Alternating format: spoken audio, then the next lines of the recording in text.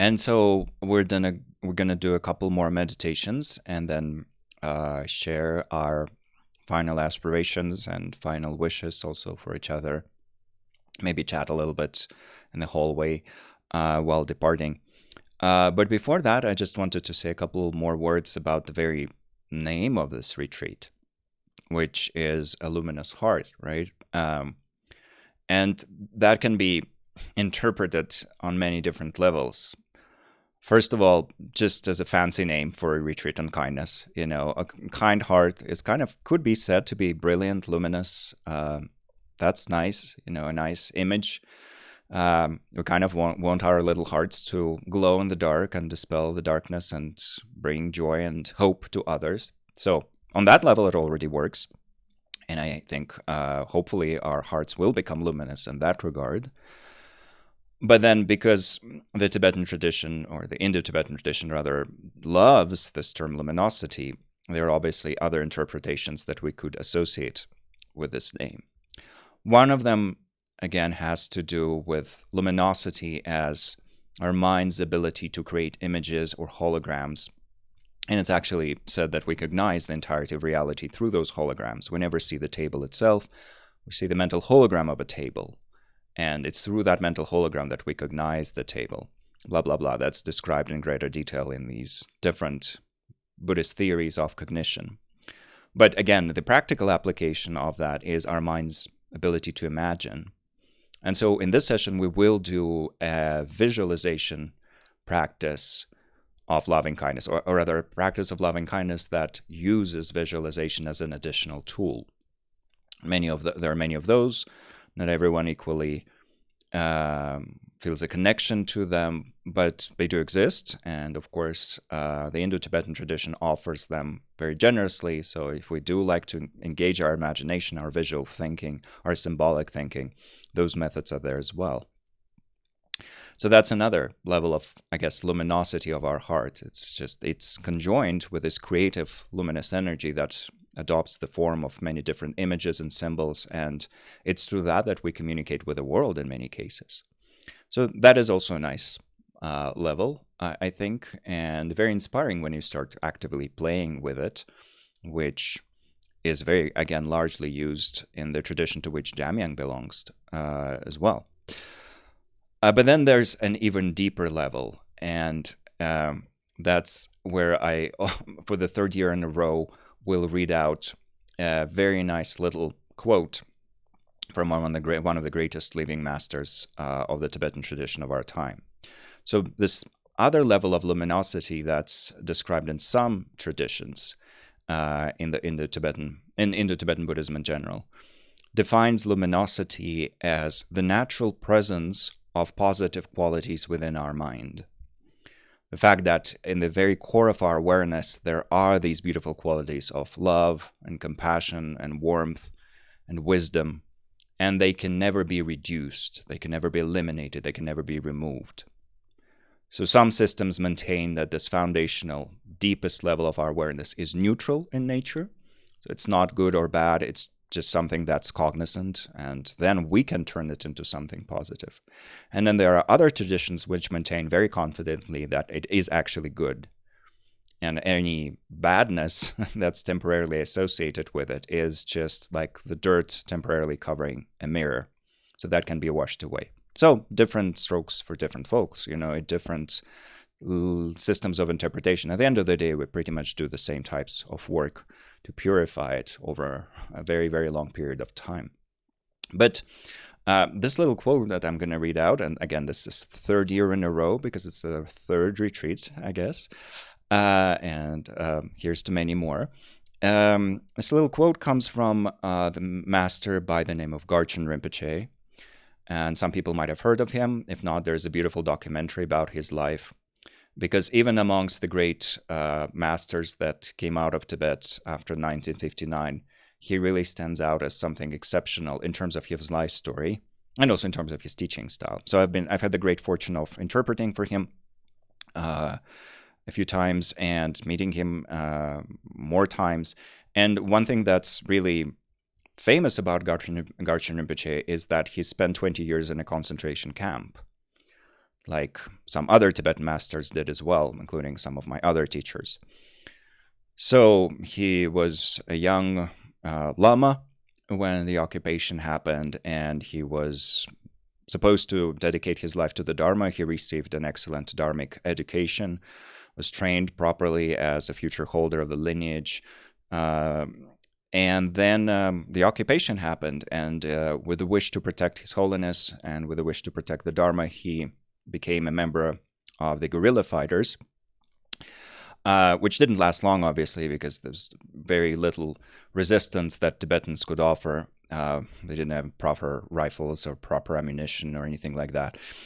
So that didn't last long. And then, of course, as a member of that, he was arrested and put to prison and eventually a concentration camp. And he had to go through, multiple sessions of torture and whatnot. You can imagine all the horrible things happening in a concentration camp. And one thing that's famous about him and many other practitioners, including my other teacher who also spent 20 years in a concentration camp, was that they eventually, when they ended up being free after so many years, they had no symptoms of post-traumatic stress disorder, at least no visible symptoms.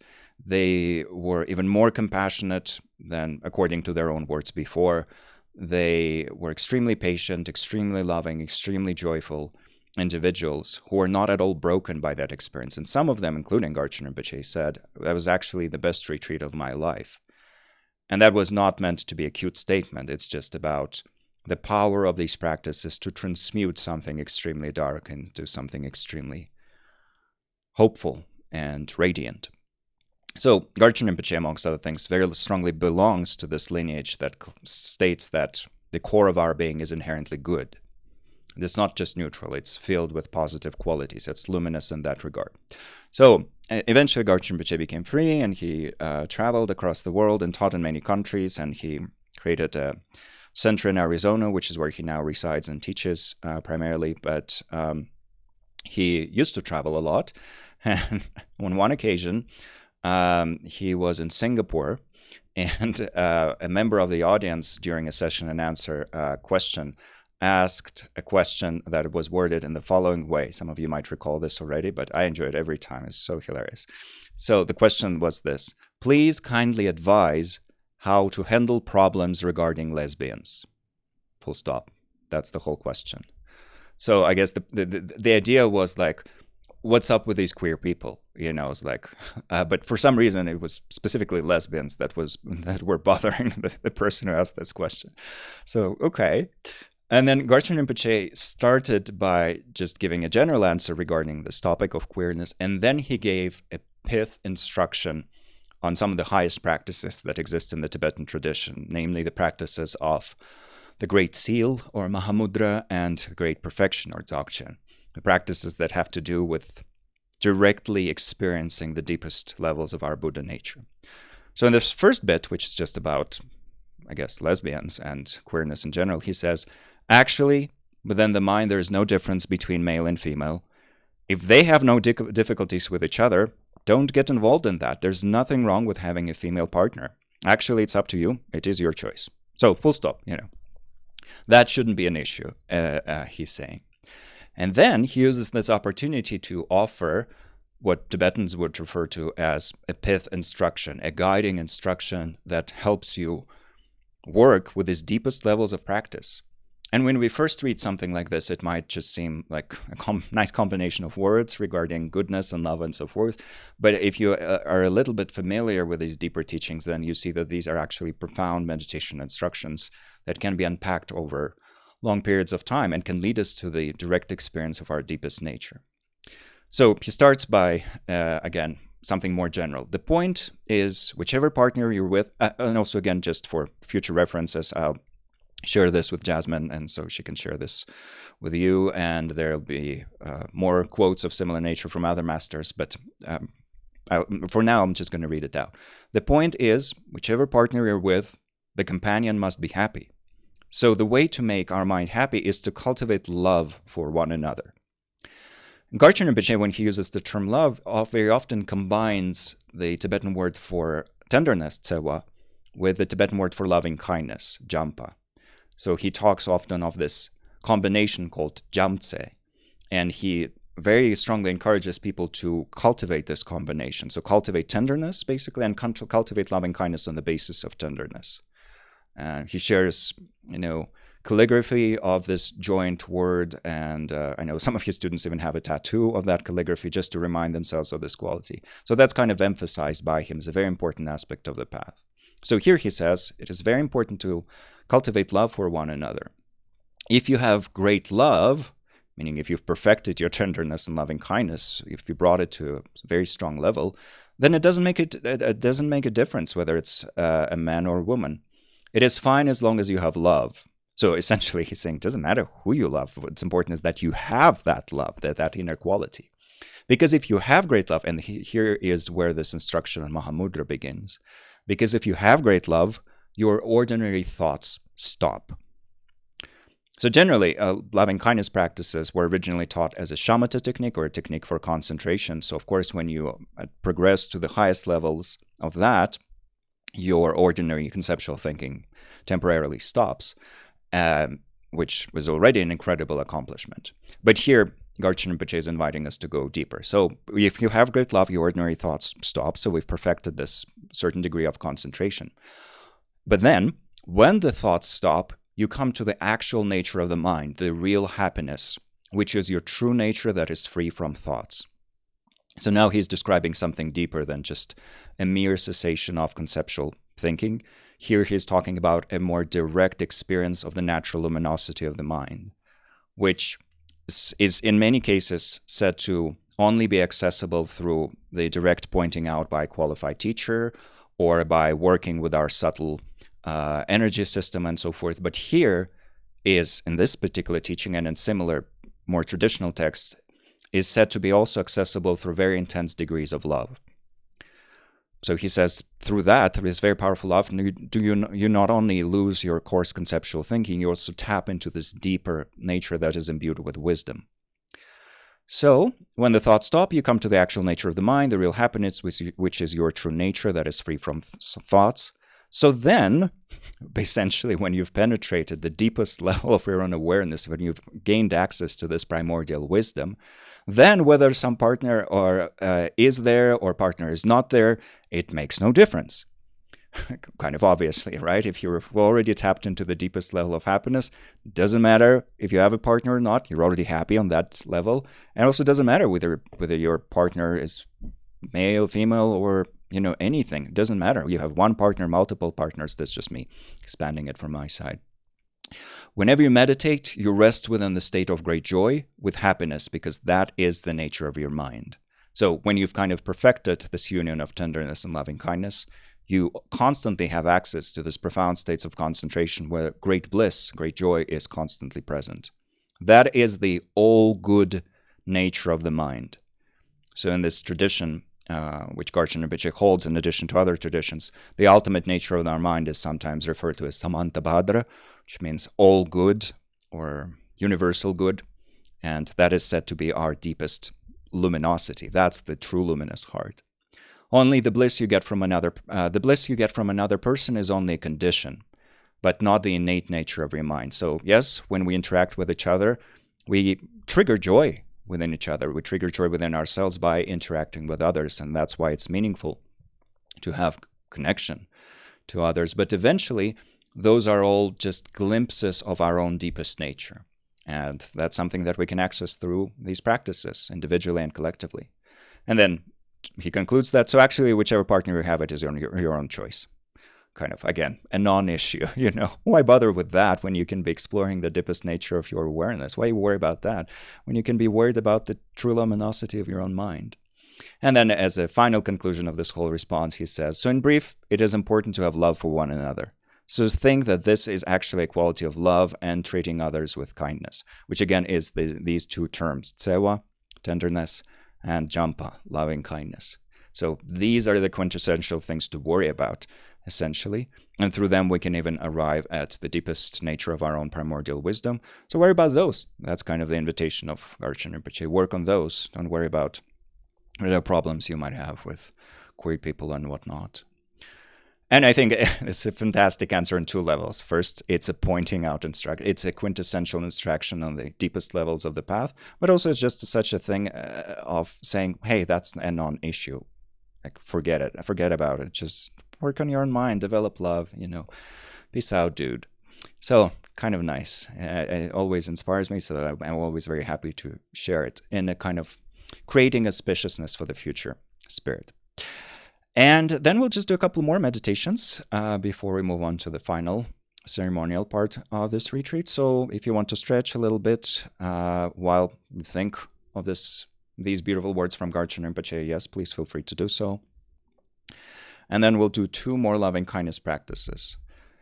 In the first one, we will still play a little bit with a more formal sequence of objects. The one that Buddhaghosa suggests, the one in which we move on from ourselves to the loved ones, and then from the loved ones to the neutral people, and from the neutral people to the enemies, and then eventually to all sentient beings.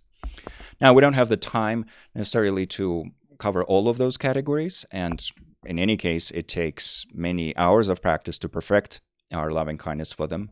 So for now, we'll just work with ourselves and this vague category of friends, which includes all the beings that we feel certain warmth towards naturally. We like them. So we first extend loving kindness to them. So we'll do this in the first practice. And in the second practice, we'll play with this luminosity of our mind, which means our ability to imagine. So the visual imagery can be used as a part of our meditation there. And for now, just coming back to the body and finding the state of stillness in the body.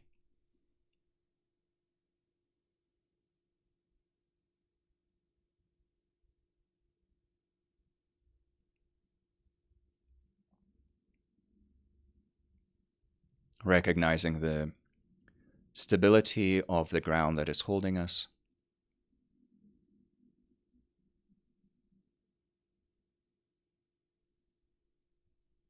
Relaxing into that contact.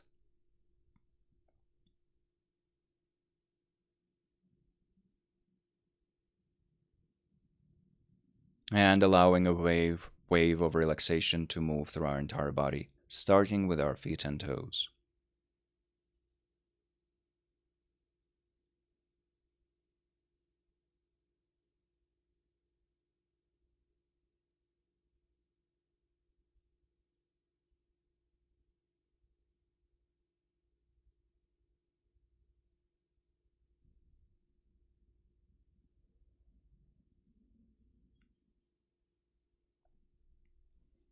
Spending some time with our legs and our pelvic floor.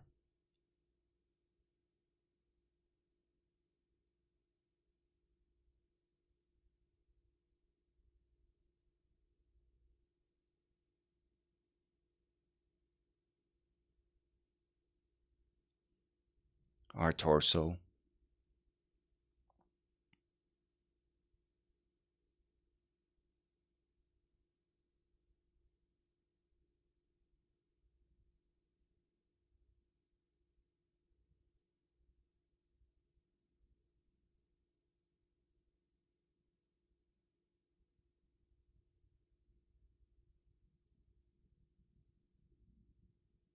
Shoulders, arms, hands, fingers.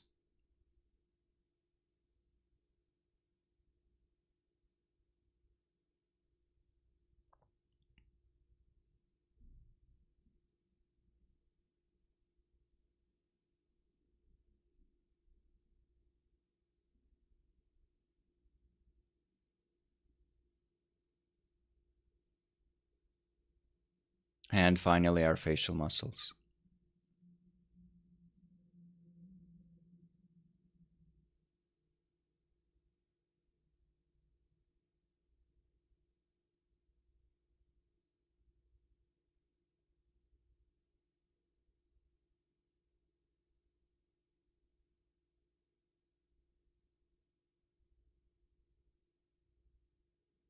For a little while, strengthening our positive motivation for this practice, bringing to mind our highest aspirations, breathing some life into them, strengthening our resolve,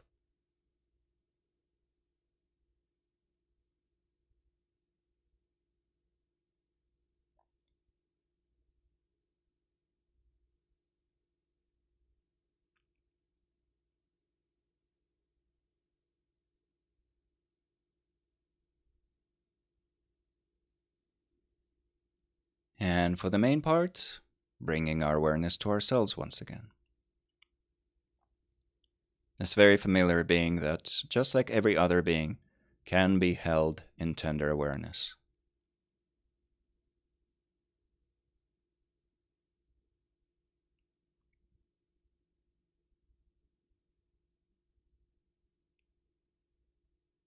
Just like every other being, we have the potential for flourishing,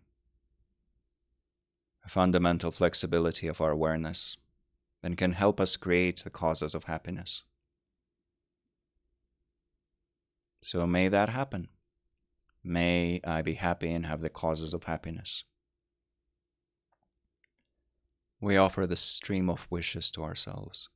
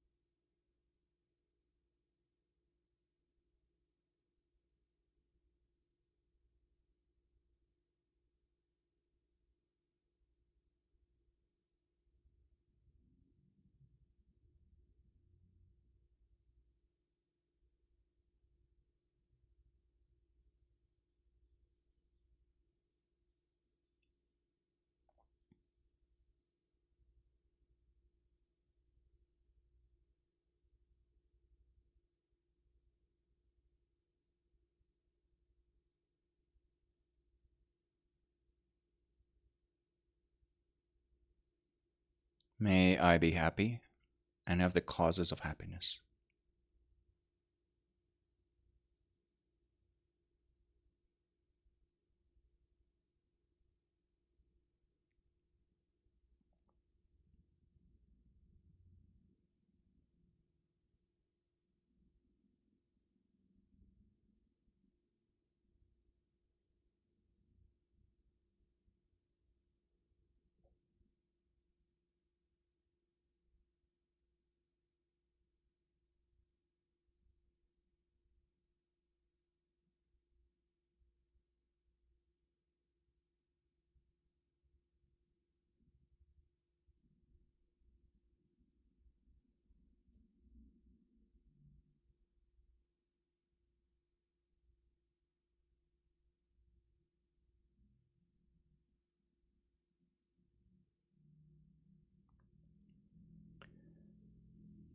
And then bringing to mind one of our loved ones, someone that we essentially like.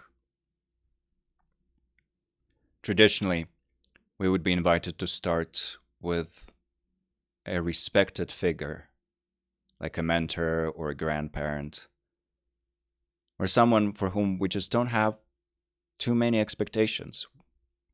We primarily just appreciate them and feel gratitude. But we can also just choose a friend in the regular sense of that word, or even a partner, a child, a sibling. Someone that truly makes us smile when we think of them or when we meet them on the street.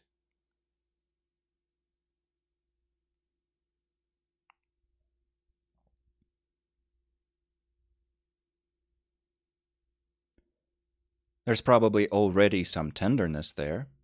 They already care. So we can allow that tenderness to crystallize into loving kindness. The wish, may you be happy and have the causes of happiness.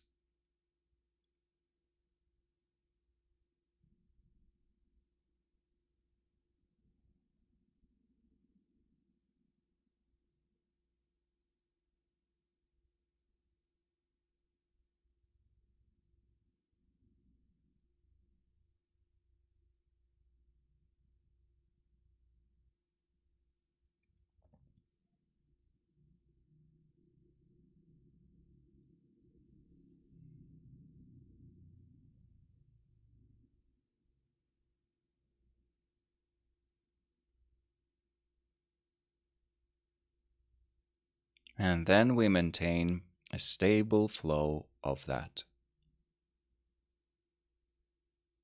keeping our awareness on the being and wishing. May you be happy and have the causes of happiness, and resting in the meaning of this wish.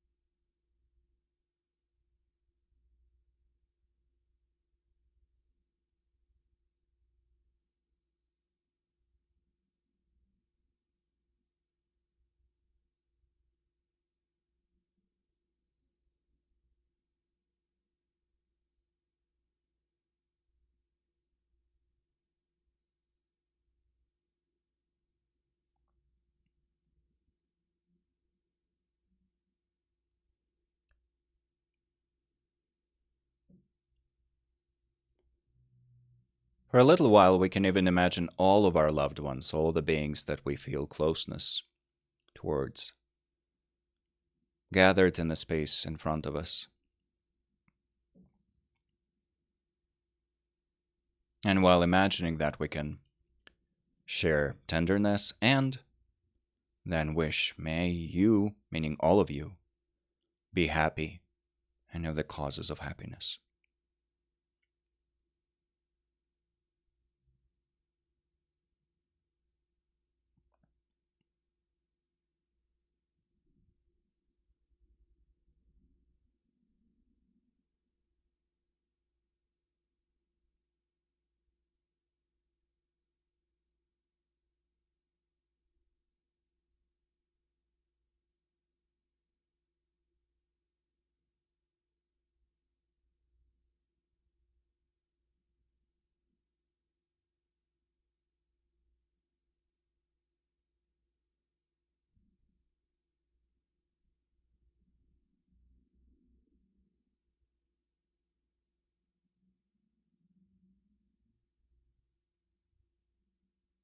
Again, maintaining a stable flow.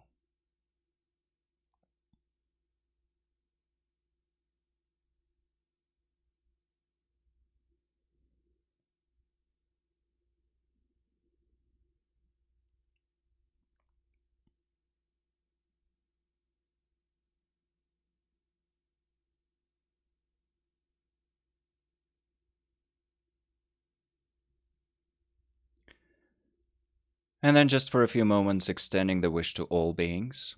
May all beings be happy and have the causes of happiness.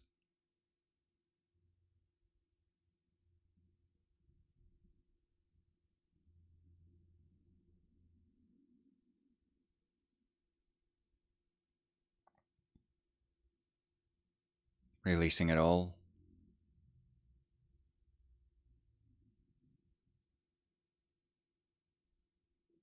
Dedicating the energy of our practice.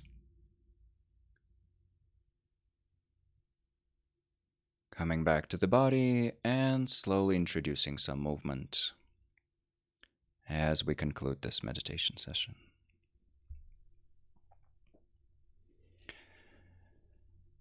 And now just a few seconds to stretch if we wish, so that we can do our final group practice.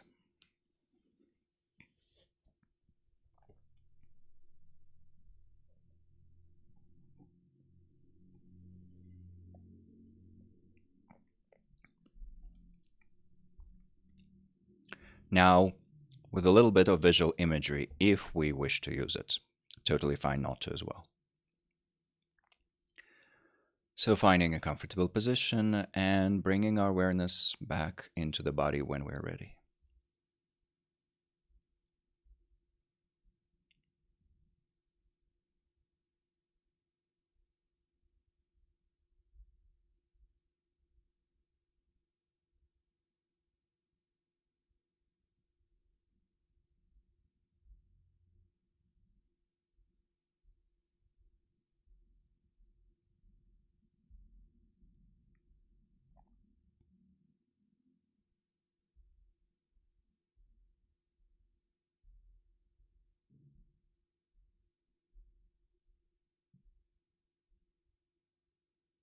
allowing the tension to leave our body through the points of contact with the ground,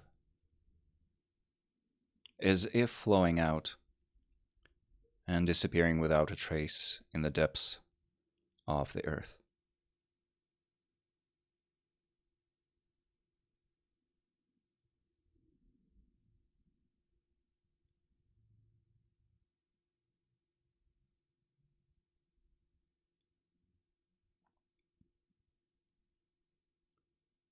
Generating a positive motivation for our practice. May it contribute to and expressing those aspirations.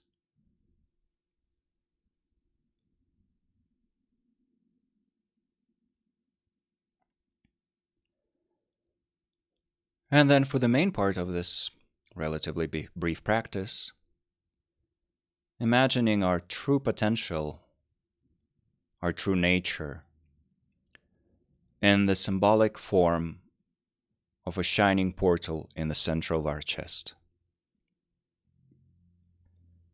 An open portal that leads to the realm of luminosity within us.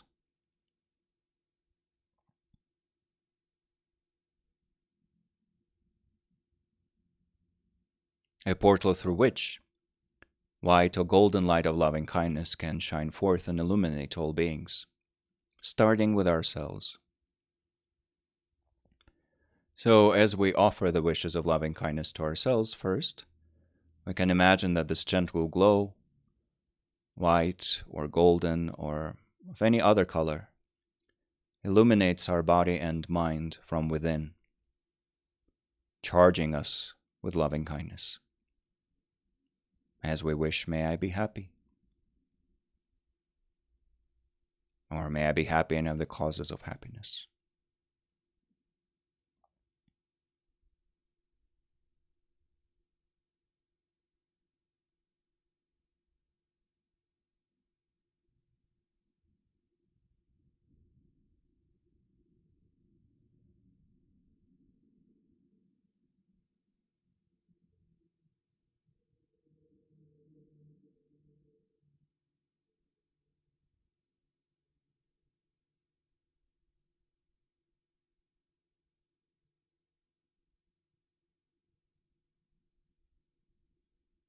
Every cell, every particle get charged with this energy.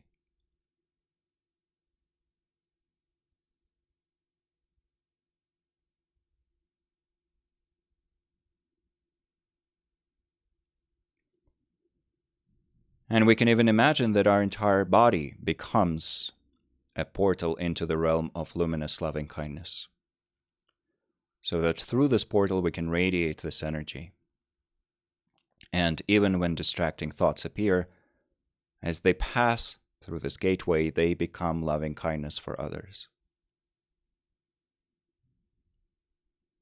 And so now we're offering it to every being around us physically. First, maybe in the same building.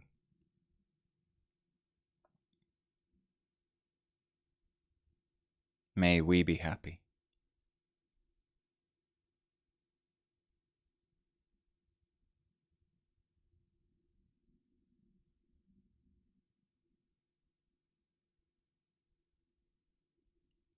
As this golden glow touches beings, it creates supportive conditions for their happiness and offers them warmth,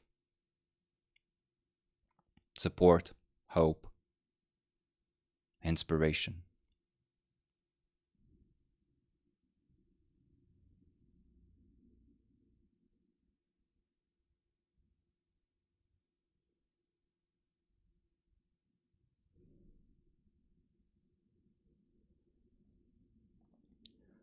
So that all these beings themselves start radiating the waves of loving kindness towards each other and ourselves.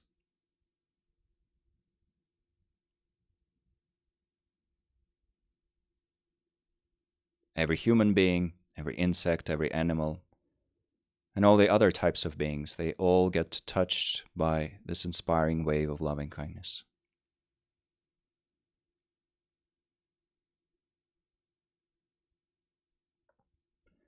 And then we're just extending it further, maybe to the entire city or the entire town or our entire valley. Still with a wish of may we be happy.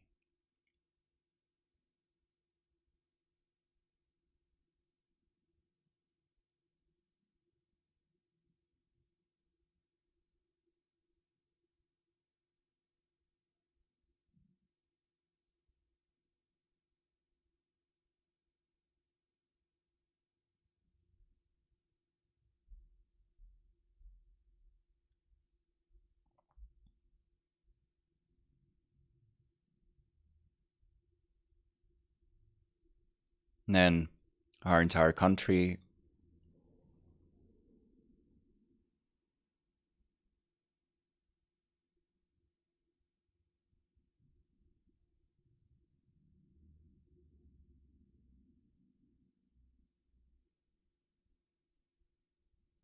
maybe our continent or larger geographic region.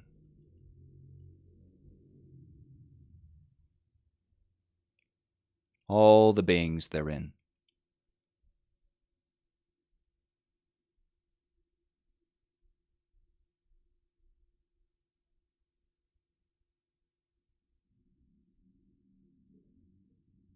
Our hemisphere,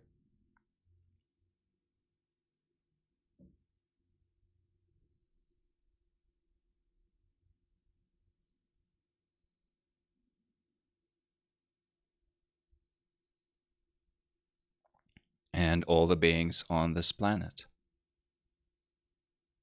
illuminated by this golden glow, touched by this wish of may we all be happy and have the causes of happiness.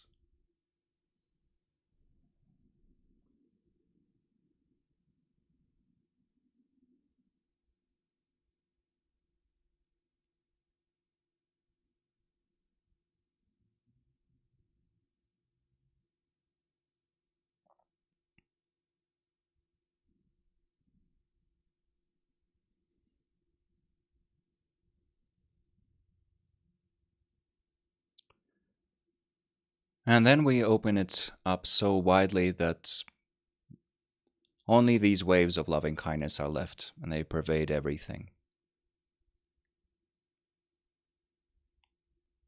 All the beings, no matter how many there are touched by this wish, and it transforms their interdependence and their lived experience over time. We imagine and feel that to the degree that's available to us.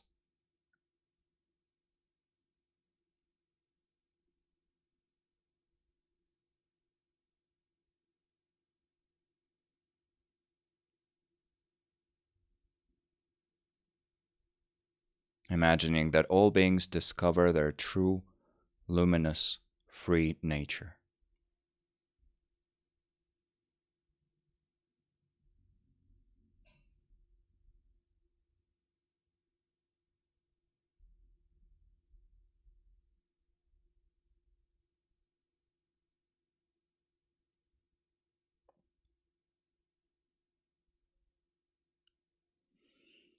We then release it all to rest in the afterglow of this practice, a state of open spaciousness.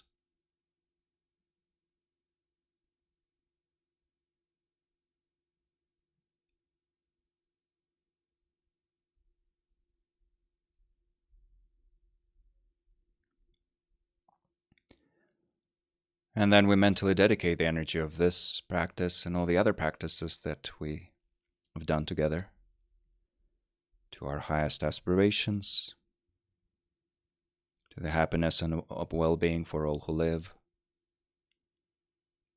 and to all beings discovering their true nature and experiencing it directly.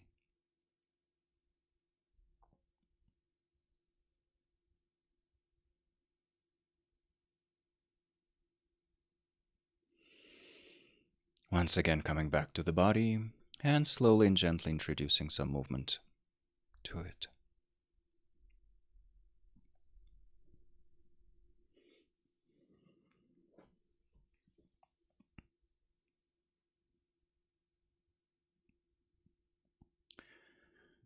Thank you.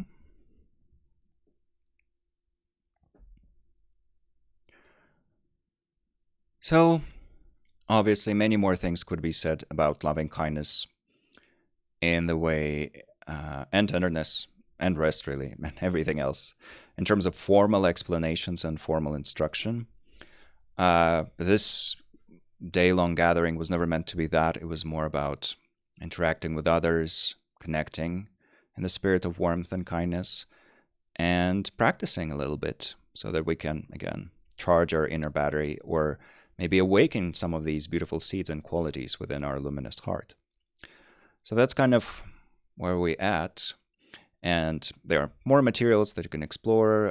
Again, I'll share all the links with Jasmine, and quotes, and the books, and all of that. But I just hope that this was kind of a meaningful experience overall that left a good aftertaste.